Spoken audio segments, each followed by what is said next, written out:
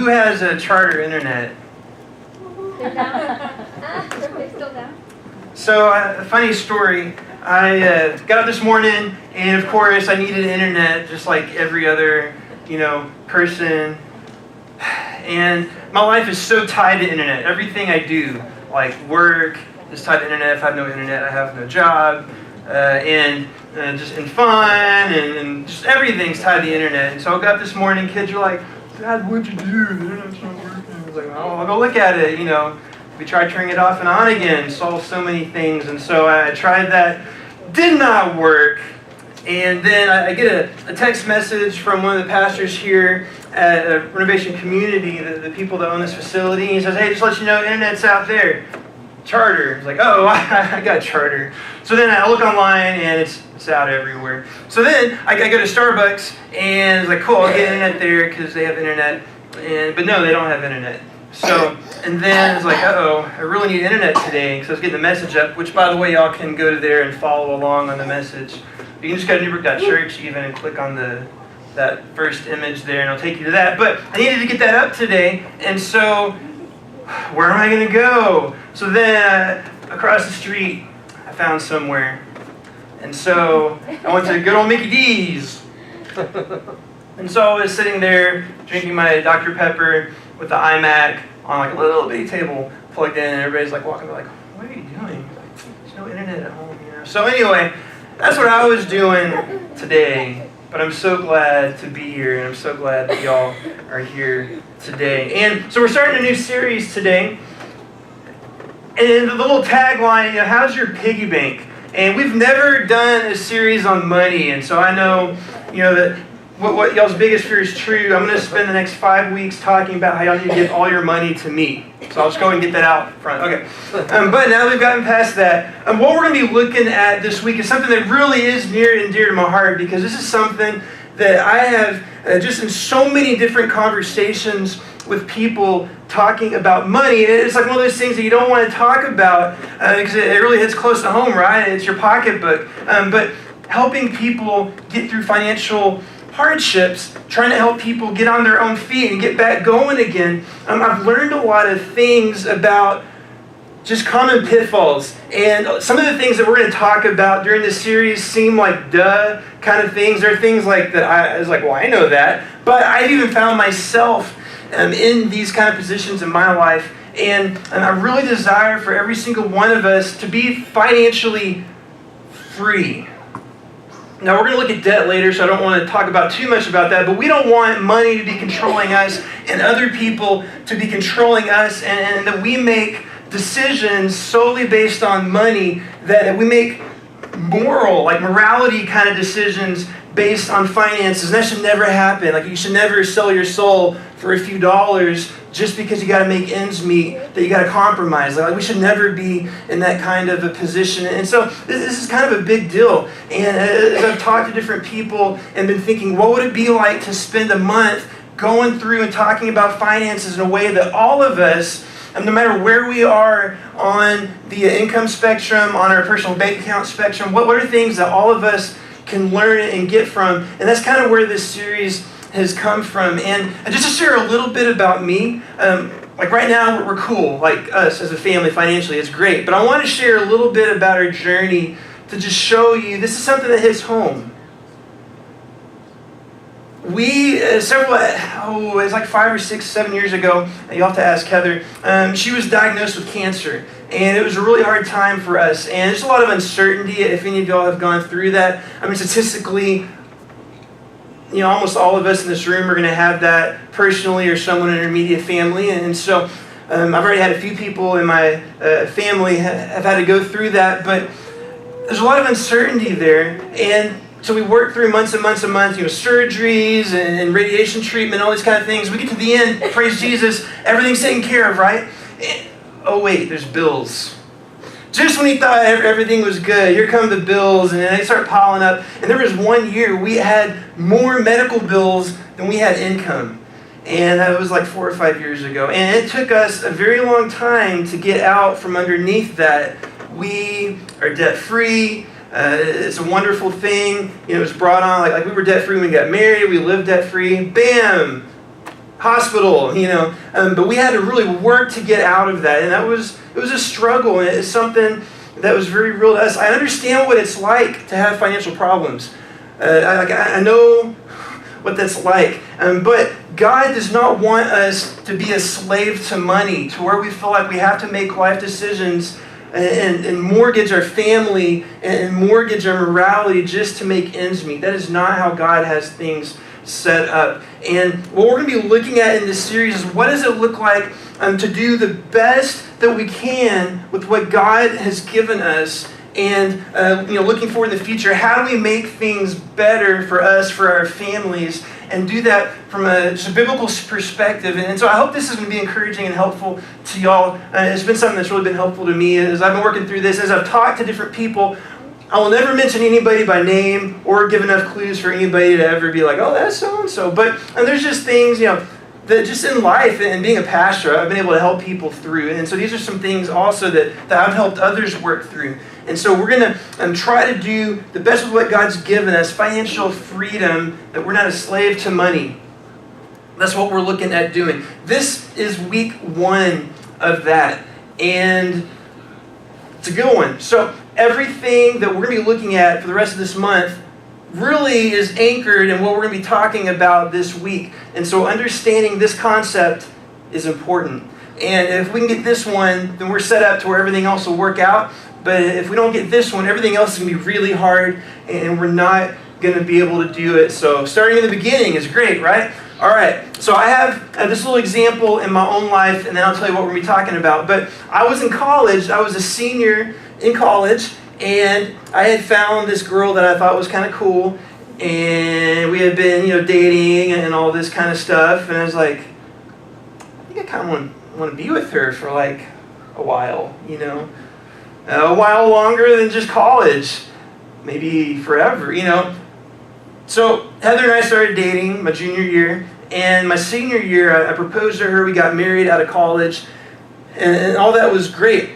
So there's a little something about getting married that's important, and that's really hard to do, especially when you're in college, and when you, like me, were working a job that only paid $100 a month. And so I was fortunate. I was an RA. I got free room and board. That was super. That didn't really help my piggy bank any, though. And so $100 a month was my stipend. I had to save up for one of these guys, right? Because I like this, so I had to put a ring on it, right? And so I saved up $100 a month. That takes a long time. I got some other odd jobs and doing music and stuff. I was able to save up, and I bought a ring. And it's like a year's salary at my stipend. So that was hard. And as being in college, there's so many different fun things that you can do. And there's so many ways to waste money in college. That's what college is for, right? All the guys on my floor as an RA, they were spending more money every week on things, and I was getting every month, and I was trying to save up to get the ring and all these kind of things. And man, I had to get my priorities. I had to decide what is important in my life. Is hanging out with all the guys the most important thing for me, or do I want to get married to Heather and I have to save up for that item, that ring? And I decided I'm going to save up. And so I didn't spend any money. I was such a cheapskate and a mooch. And because I had this idea of, I want to buy this ring. And I'd found one, and it was perfect. It was, and Heather said yes. But I had to save up for it. And it wasn't something I could just get, in a week or whatever. And so it took restraint. It took forward thinking. It took delayed gratification. And I could have gone and got Big Macs, or I could have gone and hung out with her. But I saved up, and I bought that ring. The main idea of what we're going to be looking at this week is live in such a way that the tomorrow you will be proud of today. This idea that imagine you're going to sit down and have a conversation with yourself a month from now, a year from now, 10 years from now, to just pick a point in time from now. Imagine you're going to sit down and have a conversation. What would that person be telling you? I do this with myself sometimes. I kind of sometimes talk in my head to myself. I talk out loud, actually. I'm a verbal processor. I'm always talking out loud. So I love driving because I'm just like, I'm talking. Everybody's looking like, is he singing? No, I'm just talking. But anyway, so imagine you have a conversation with yourself. What would that person be telling you? I do this sometimes. When I'm working on stuff for church, when I'm working on stuff at the house with our family, trying to set goals, I try to think, what does the me 6 months from now really want me to be doing right now? And I try to work in some time for that. Live in such a way that the tomorrow you will be proud of today. And what we're going to be looking at today is this concept of delayed gratification. What delayed gratification is saying no to a little good thing now in order, something that's nice now that's small, in order that we can have a larger nice thing in the future. Delayed gratification, that we could spend all our money on little bitty things today, tomorrow, the next day, the next day, the next day, the next day. Or we can project in the future, look into the future and save for what's most important. Budget for what's most important. Plan accordingly to what is most important. I wanted to give some different examples. Well, I'll do that in just a minute. But on this concept, we're going to be building everything. So delayed gratification. Everything we're going to look at in our series is tied somehow to this idea that we're looking for a better future than what we have right now, and we're not going to get there tomorrow. It might be 6 months or a year, like it was for our family, like 4 or 5 years. But we're going to work towards that, and we're going to make adjustments accordingly so we can get there. We really, if you look at the Christian life, it is exemplary of this idea of delayed gratification. So case in point is this idea that we're looking forward to a great eternity that waits for us, and we're okay making sacrifices today, knowing that there's something better ahead. And that's why Jesus, He died. The 12 disciples, like 11 of them, they died for their faith. And these weren't get-rich-quick kind of things. It wasn't like, follow Jesus and He's going to bless you in all these different ways. You're going to be rich. You're going to drive the car that you want and have the house that you want and have the job that you want. No, all these guys died for what they believed in. They were looking in the future at something better.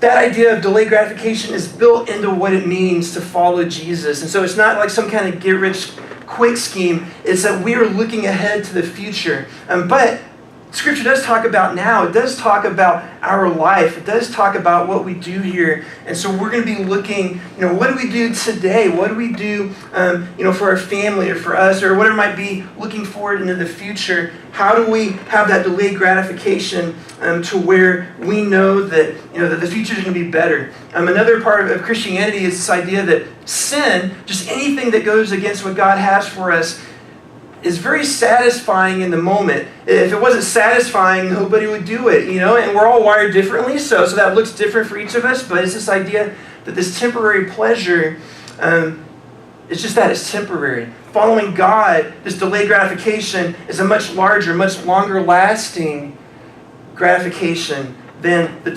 temporal gratification of sin. And so we're, again, looking to the future. We're looking at what lies ahead. And so sin's enjoyable for the moment, causes long-term repercussions. The fruits of the Spirit, the things that we do whenever we're following God, like love, joy, peace, patience, kindness, goodness, gentleness, faithfulness, self-control, those kind of things right now are hard. But starting now, working towards the future, we're investing in our future, and it's something that's going to be better ahead in the future. 2 Corinthians 4:16 through 18. Let's look through this. It says, "So we do not lose heart. Though our outer self is wasting away, our inner self is being renewed day by day. For this light, momentary affliction is preparing for us an eternal weight of glory beyond all comparison. As we look not to the things that are seen, but to the things that are unseen. For the things that are seen are transient, but the things that are unseen are eternal." Again, that temporary, that light, momentary affliction, just for today, just for this week, just for a little bit. And we're looking, like it said, for the eternal weight of glory beyond all comparison. That God has wonderful things in store and prepared for us. That we're looking at, that we're sacrificing our present for a better future. the reason we have to get this concept of delayed gratification is otherwise, the topics we're going to be looking at in the future won't make sense, and we won't be able to successfully do those because they depend on this idea that we are going to put off our momentary, temporary, today gratification for a week from now, 6 months from now, a year from now, 10 years from now. And we're willing to make that sacrifice today to have a better future. So, I came up with a few examples of this, and a couple of these were actually a real conversation I had this week with someone. And this is crazy. So when we really think through this is idea of sacrificing today to have something better in the future. You can pay, let's say that you don't have anywhere to stay right now. You can pay for a cheap hotel, like just one of those really nasty places that, there's roaches crawling on the walls all the time, and bed bugs, and I don't know what the little light is, but like Ocean's 11, a little light, all that kind of stuff. You can pay for one of those kind of hotels that you'd never want to set foot in every night for a month, or you can pay for my mortgage. Actually, yeah, pay for my mortgage, please. But that cheap, nasty hotel costs more than my house, and I own my house. You don't own that cheap, nasty hotel. But it takes a lot of time and effort. If any of you had to buy a house, that's work. That cheap, nasty hotel costs more money than my house. My house has a yard, it has bedrooms for everybody, it has bathrooms, all that. But that cheap hotel actually costs more money, but it's now. You can get that today. You can just drive down the street and go there. Where a house takes time, it takes work, it takes planning, it takes saving. But that hotel actually costs more money. That's insane. You can also, let's say that you were to go to McDonald's. I went to McDonald's today. I had to get some internet. But you can get a Big Mac meal every single day for a month. Or, I was just looking at this morning, you can take a round trip ticket to New York City. Now, when you're there, you're probably going to be sleeping on the street because the Big Macs didn't get you somewhere to stay. But a round trip ticket to New York City costs as much as a Big Mac meal every day for a month. What? Are you kidding me? It was $200 for round trip. That's super deal, right? Wow. But it's like $6.29 for a Big Mac meal. And so, round trip ticket to New York City. Would you rather do that? Some of you will be like, give me the Big Mac. But pick somewhere else if you want to go instead. But the point is, you can spend it today or you can save it for later. Another one, if you're 20-something years old, let's say that you took that $6.29 every day and you invested it, you saved it, you put it in retirement. Over years and years and years, you can retire, by the time you're ready to retire, as a millionaire. And if you're a teenager, you could have $2 to $3 million just for that Big Mac a day, that meal. That's the idea of delayed gratification. That's the thing that we are investing in the future. There's so many things I do with my kids that do not pay off today. I was just watching, my wife and I were watching our new nephew yesterday. Man, when they're a month old, they don't do a whole lot. They require a whole lot of work, and they don't show any gratitude at all. But you're investing in the future. One day they're going to be, able to have a complete sentence, and you can play video games together. You can go play soccer together. You can go just hang out. And then one day, you've been changing their diapers, and they're going to change yours. So be nice to your kids. Delayed gratification, though, is something that you're investing in the future. It's not, the payoff is not today. It's not tomorrow. It's years ahead. But you're working on it. And so everything we're going to be doing is going to be building off this idea of delayed gratification. Proverbs 21:20 says this: precious treasure and oil are in a wise man's dwelling, but a foolish man devours it. It's this idea that if we're wise, we're able to hold on to things better. And things that are valuable, we're able to take care of them and really multiply things in our life and increase our standard of living and our knowledge and our family, all these kind of things just over time. Again, because it's delayed gratification that we're building something in our life and the payoff is not today or not tomorrow. It says, but a foolish man devours it. That, you got something, you got a little money in the bank, let's spend it now. We got some money, let's go, spend it today. It's awesome, we got money, let's go spend it. We have, just a resource. We had, well, let's do this now. Let's not save it. Let us do this now. It's a wise thing to be able to have resources and to be patient with them, to plan ahead in our future. And when we get paid, to not immediately spend everything. And that can be a temptation. And working with a whole lot of people, trying to get a lot of people on their feet, this is one of the hardest things, is that, wow, I just got paid. All right, so I'll pay a couple things I have to pay, but man, I'm going to go celebrate. I just got paid. Instead of, I just got paid, okay, I got to put that, like if it's the tax return or we just refinanced our house, that cannot stay in our bank account. It's got to go into a separate account, because if I just see it, it's like, dude, oh my gosh, what are we got to put that aside somewhere. We can't look at it, because the temptation would be, let's just spend it. Or having a lot of cash in your pocket, if you're like, oh, I got cash, and just everywhere. Because a wise person says, wow, I got this. Let's hold on to it. Let's treasure it. Let's take care of it.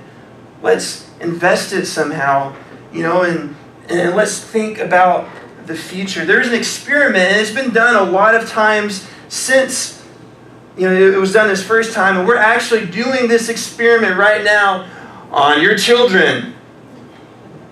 And it's live streaming. No, I'm just kidding. We don't know. That would require like a release forms and stuff. No videos and stuff. We're doing an experiment on your kids, though. And it was the Stanford marshmallow experience. We're not using marshmallows because apparently people can choke on those. But back in the late 60s and early 70s, there was this experiment that children were given a marshmallow, and at other points it was candy or something else. And the person conducting this test would say, look, here you go. You can go ahead and eat the marshmallow, eat the candy right now if you want to. But if you can wait 15 minutes, I'm going to come back, and you'll get something even better when I get back if you can not eat the marshmallow. And if you've ever heard about this or read, kids are like twiddling their thumbs, like some of them would just kind of sit there looking at it. But that's terrible. So get up, go around the room and look somewhere else, like stare at the wall, like go find a toy. Do anything you can to not think about the marshmallow or the candy sitting right in front of you that's saying, eat me, They had to do something, and so they got up. What's crazy though, listen to this. It says in follow-up, in studies it said, the researchers found that children who were able to wait longer for their preferred rewards tended to have better life outcomes as measured by SAT scores, educational attainment, body mass index, and other life measures. And in further follow-up studies, they found unexpected correlations between and the results of this test and the success of them many years later. It's this idea of delayed gratification, that if you can wait for something better, that you will. And if we can get this quality in our life to say, today is nice, but tomorrow is better, let's work to tomorrow. That life will be better. That we can get out of the situation that we're in today. Even if it would mean living in a homeless shelter today and eating free food and trying to make ends meet. And that's super drastic, and I don't necessarily recommend that. But we live in a country that has homeless shelters, that you will not die tomorrow if you don't have money. There are ways to get free food.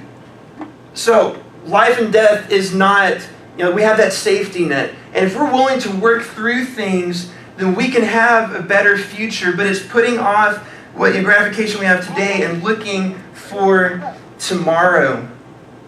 And so do we think ahead about how today's choices affect tomorrow? Proverbs 13:16 says this, as a wise man thinks ahead, a fool doesn't, and even brags about it. So, again, are we wise or are we foolish? Are we thinking ahead or are we not? Like, who cares about tomorrow? Let's just enjoy today, and that's all that matters. I mean, I might completely ruin my family's life and my kids' lives and society's lives. I'm just going to have fun today and not even worry about tomorrow. Or am I going to look at tomorrow? Am I going to see how my choices today affect the person I will be tomorrow, the people my family will be tomorrow? And this applies to a lot more than just money. Relationships, and work and jobs and all, just everything in life. There's this idea that, are we just looking at today? Or are we also going to look at tomorrow? Are we also looking in the future? We want to be mindful of the future. We want to be able to have delayed gratification.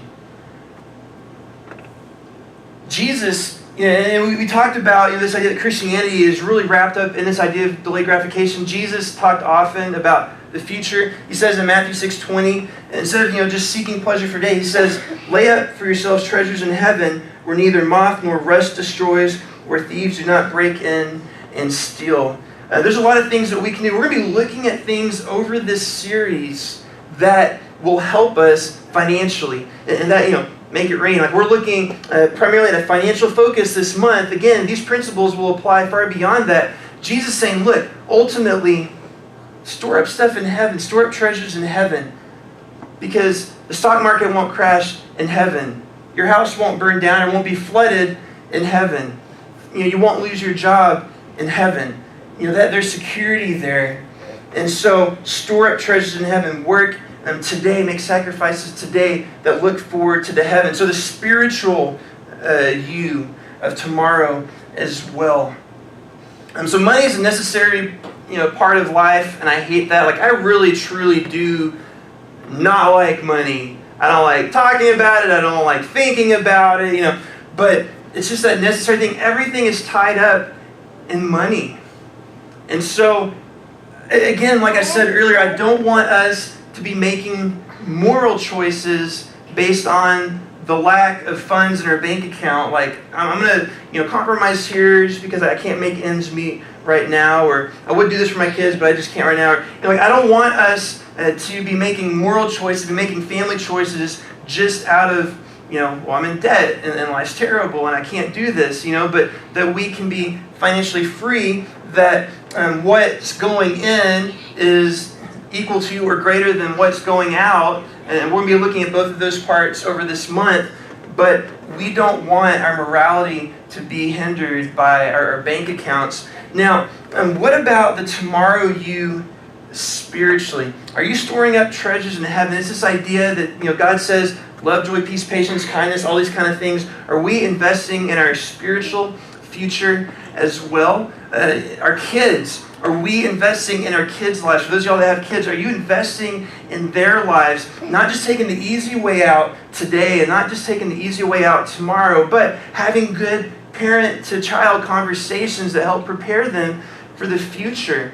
And having those hard conversations when necessary, having the encouraging conversations, having the fun times and the educational times, and really investing in our kids. My kids are very important to me and the lives that they live. I have responsibility for that. I could, just say, well, the school is taking care of them, so they'll be fine, which, that's the school. It's not their job to parent your children. They're there to educate. But even then, we do education stuff at home. Like our kids are always learning, and we do fun things. But, I invest in my kids. I invest in my wife. And when we spend time together, invest in that relationship. I invest in our family's financial future. And there's things that, I want today for me, but I'm okay not having those because I know it's going to provide a better future for my family. And just a moment to talk about this, but there are people that I've helped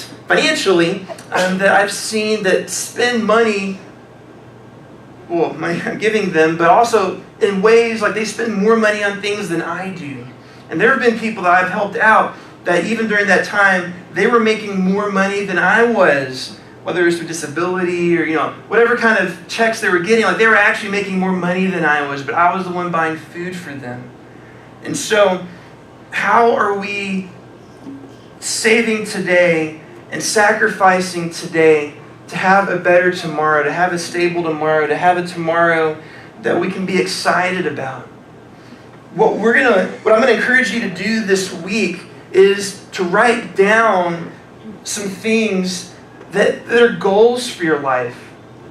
Maybe one of those, if you're in debt right now, on the top of that list should be get out of debt. And we're going to spend a whole week talking about that. But get out of debt would be an incredibly important goal to have. And so that's a goal that you're looking at. So you write that down. And then you filter all your decisions based on, from today until then, how do I get out of debt?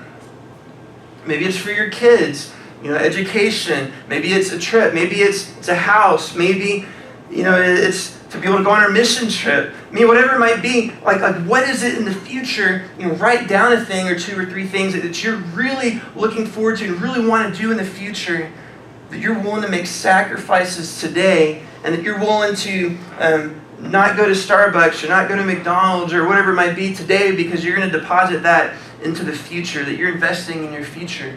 To write down some of those things. And then you have this idea of delayed gratification, that life is going to be better in the future, and I'm willing to work through it and persevere and get there. Because we are able to do that. And I would love it if any of you have questions specifically personally about where your life is now, and you're like, Dave, I need someone to help coach me and how I get from where I am to where I hope to be. Like, I'll personally help you walk through that. I want to help you be financially free. I've seen the burden that money places on people and how it rips apart families and how it just really makes some people no fun to be around. And I don't want that for any of you. I want you to be financially free. Make a list of goals that you have and think, how are your choices today affecting your future? How are your choices today affecting your eternity? Jesus, said that if we would, in Scripture it says, if we confess with our mouth that He is Lord and believe in our heart that God raised Him from the dead, that we would be saved. That's investing in our spiritual future. That God has a plan for us, not just for today, not just for 6 months from now, but for all eternity. And I invite you, if you have never said yes to Jesus, that Jesus, make me your Lord, I want to follow you, forgive me, then I invite you to do that today, to say yes to Jesus. I'm really excited just about this series. I'm excited where this will take us. It's taken me a few years to work up enough to talk about money again. I just don't like it. But I really, truly feel, just with so many conversations I've been having, this is something that can radically transform our church. Imagine if every single one of us was financially free. And by that we're not in debt, and that we're not making compromises just because we can't, pay for certain things, that we, whatever the amount is going into our bank account, that it is sufficient for what we're using, and so we're not stressed out about it. We're not worried about it. We're not sacrificing our family for money or that kind of stuff. That it can be better. And so again, if you have any questions, please talk to me later. I'm going to pray for us, and we'll be finished for today. God, I thank you that for a couple things. One, that you've promised us that if there's any situation in our life, an opportunity to sin, an opportunity to make a compromise, that you will always give us a way out. And that is just as true in financial decisions as it is in any other decision in our life. And so, God, we hold on to that promise that, God, we are able to live financially secure lives, honoring lives that are not compromising. And God, I pray that you'll show each and every one of us in the situations that we are in, each of our lives, so different. God, I pray that you would show us what it looks like to just honor you with our finances. God, we pray that you would just lead us out of the burdens that we find ourselves in, that we could go from being a burden in our own life to be a blessing to this whole world. And God, I pray if anyone in here has never said yes to Jesus, God, that they would just pray and say, Jesus, forgive me. I'm sorry for my sin, for what I've done. I pray that you would save me.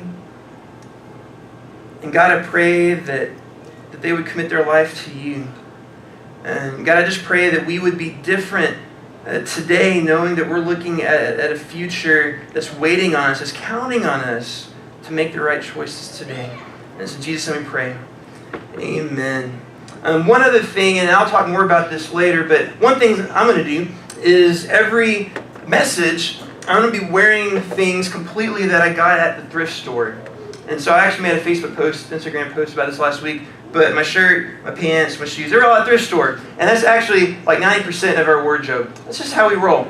But that's just one way to just show you visually, there are things that you can do. Now, I didn't grow up going to thrift stores, but there's things that you can do that might not be, well, and it kind of goes in and out of style, right? You can get crazy stuff at the thrift store, but there's sacrifices you can make that can make your future better.